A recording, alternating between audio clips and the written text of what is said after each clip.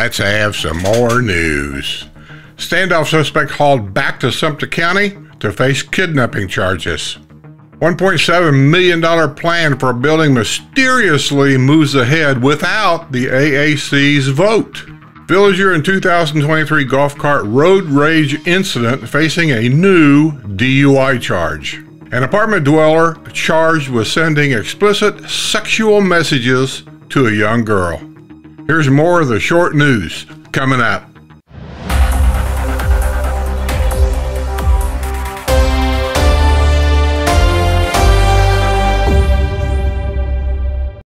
The discovery of a purple vape pen loaded with THC oil led to a woman's arrest in Wildwood. Kimberly Marie Howard, 41 of Umatilla, was driving a gray 2011 Chevrolet Impala at about 7 a.m. Friday when a deputy ran the vehicle's license plates and found that the registered owner had a suspended license, according to the arrest report from the Sumter County Sheriff's Office. During a traffic stop on State Road 44, the deputy confirmed that Howard's license had been suspended as of March 4th. During a search, the vape pen was found in the pocket of Howard's jeans. The Orlando native was arrested on charges of possession of a controlled substance, possession of drug paraphernalia, and driving while license suspended. She was booked at the Sumter County Detention Center and released after posting a $2,500 bond. You guys remember this guy. This is the guy that kidnapped a woman. I showed the video where he throwed her around in the driveway, slapped her pretty good, and then had a standoff in somebody's house. The SWAT team had to get him out. A suspect who defied a SWAT team in a 24-hour standoff in March in the Villages has been hauled back to Sumter County to face a kidnapping charge. James Savage, 54, was transferred Friday from the Marion County Jail to the Sumter County Jail. He was arrested on March 16th at the conclusion of a 24-hour standoff at 7970 Southeast 174th Bellhaven Loop in the village of Chatham, which is in Marion County. He fled there after allegedly kidnapping a woman from a home in the village of Monarch Grove, which is in Sumter County. He allegedly shoved the woman into a Mercedes, setting in motion a manhunt that ended with a standoff that trashed the home of Lorraine Haru, a widow who had befriended Savage. He has a long criminal history, including a 2020 conviction of exploitation of the elderly involving a woman with dementia. Burn a picture of this guy's face in your brain there, single ladies in the Villages. This guy is no good. Savage's Sumter County charges also include possession of a weapon by a felon and battery. He continues to face numerous charges in Marion County. Throw the key away. That's what I say. This is a story about the so-called warehouse that they want us residents to spend our money on building so an outside contractor can store his tractors and lawnmowers and stuff in that warehouse that I've been questioning all this time. But you have to get the AAC, you got to get them to vote on it, approve that that's what they're going to use our money for. Wow. This good old boy system's good when you're in it. Let me read more of it.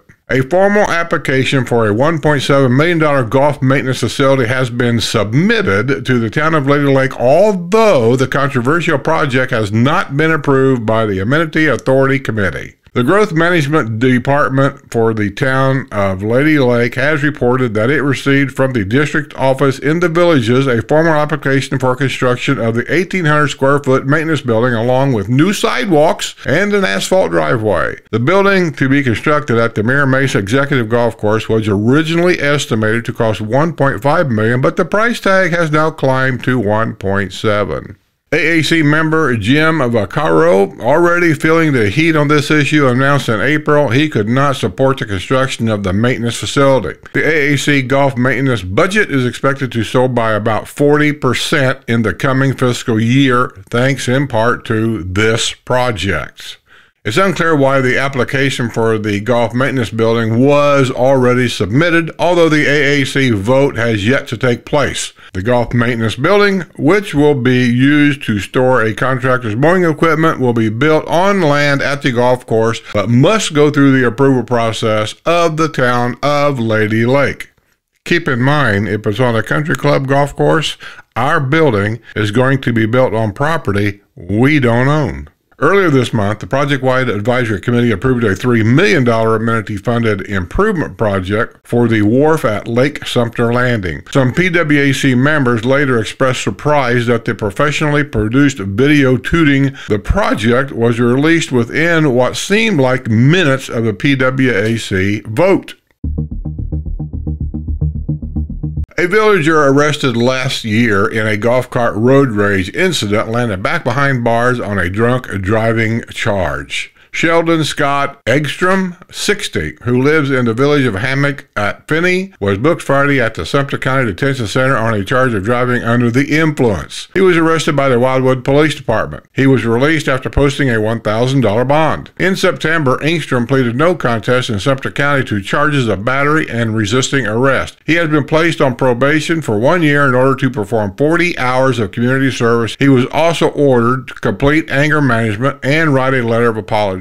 Eggstrom was traveling in his golf cart at about 7:30 p.m. June 19th on the golf cart path near Okahumka Recreation Center when he apparently got impatient with the line of golf carts in front of him, according to the arrest report from the Wildwood Police Department. Eggstrom managed to pass the other golf carts, but then stopped at a stop sign and attempted to wave some of the golf carts past him. A woman in a golf cart indicated she did not want to go around him, and the Washington native started yelling and screaming at her. Eggstrom got out of his golf cart and began walking aggressively toward the man's golf cart. The man said Eggstrom began chest bumping him, and the man punched Eggstrom in self-defense. He told Eggstrom to leave him alone and asked what the hell was wrong with him. Eggstrom began yelling at another woman and threatened to hit her. The man told Eggstrom to just leave, and Eggstrom responded by aggressively bumping him in the chest, prompting the man again to punch Eggstrom. The report said Eggstrom started to call 911 and threatened the other man with arrest. Eggstrom fled the scene in his golf cart. The police officer went to Eggstrom's home at 2813 Zingstow Street in reference to the 911 call, but had already been provided with information about the altercation that had taken place on the golf cart path, including the description of Eggstrom. The officer arrived at the home and asked Eggstrom to step outside, but he refused and slammed the door.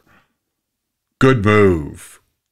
The officer attempted to open the door, but Eggstrom was apparently holding it shut. Eggstrom eventually allowed the officer to enter the home, but refused to put his hands behind his back. He resisted efforts to be handcuffed. The village's public safety department was called to the scene to evaluate dried blood on Eggstrom's mouth. Eggstrom told paramedics that the man in the other golf cart did not like the fact that he tried to pass him. Who cares?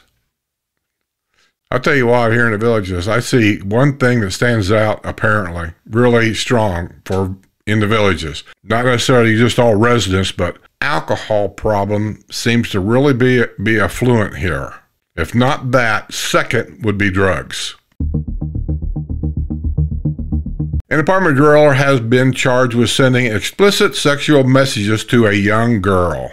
Brian Sessler, 50, who lives in the Lake Sumter Apartments on County Road 466 and Cherry Lake Road, was arrested Tuesday on a felony warrant charging him with transmission of harmful material to a minor. Sessler had known the girl for some time and had a relationship with the girl's mother, although the nature of that relationship was not detailed in an affidavit of probable cause from the Leesburg Police Department. The mother contacted police in March after discovering text messages between Sessler and her daughter. During the interviews with investigators, the girl disclosed that she and Sessler had been involved in February in a game called Truth or Dare. During the game, the girl asked, "Do you find younger women sexy?" They began exchanging messages in a graphic sexual nature, and Sessler eventually showed the girl his genitalia during a video messaging session. In another exchange, he described his sexual organ as a cucumber. In your dreams. When the mother discovered what had been happening over a course of several weeks, she confronted Sessler. He claimed he had been drinking alcohol and said he wasn't thinking right. He begged the mother for forgiveness. The mother and her husband went to the police, and the girl's phone was turned over to law enforcement. The girl had deleted some messages, but a forensic expert was able to recover much of the material. Sessler remains free on a $2,500 bond. Free on a $2,500 bond. After doing what he was doing to a minor. But it sounds like to me that this minor girl needs a good, strong talking to, Mom and Dad. A real quick letters to the editor. Here's a short one. To the editor. Well, it's been 8 months since I last wrote you about proposed increase in fire prevention fees. They are at it again, proposing a $325 yearly fee. Like the old anti-drug adage, just say no. When you go to the meeting on this is more than nickel and diming. That's sent in by Nick Lanena, the village of St. Catherine. Well, Nick, I appreciate your thoughts. That's just a proposed fee. That's not the final fee. You know, it's just like a negotiation thing. Somebody will throw this out there, and then somebody will throw that out there, and then 2 months from now, they'll vote on something, and that $325 could very easily be $225. Here's how I see it, and I don't know what it's worth. You know, just like home insurance and fire insurance. We keep paying it every year. We know it's outrageous here in Florida, but we keep paying it because, God forbid, your house gets on fire and you don't have that fire insurance. I kind of feel that way about the fire department. You know, I support all the first responders. I always have. That's how I end up with these hats. They send them to me because they know I support them. So, you know, hey, a $325 a year keeps these guys on the front line, keeps these guys healthy, and keeps all the equipment they need to take care of me in case something should happen with me, because they do more than just put out a fire. I'll pay it. That's just me, and that's just the way I think. So with that being said, I'm going to get out of here. I hope you guys enjoyed the short news. I'm going to do this till I do get caught up. I'm not caught up yet, but we're working on it. So with that, I'm just going to say, be safe, be well, take care. Don't leave that key in that golf cart.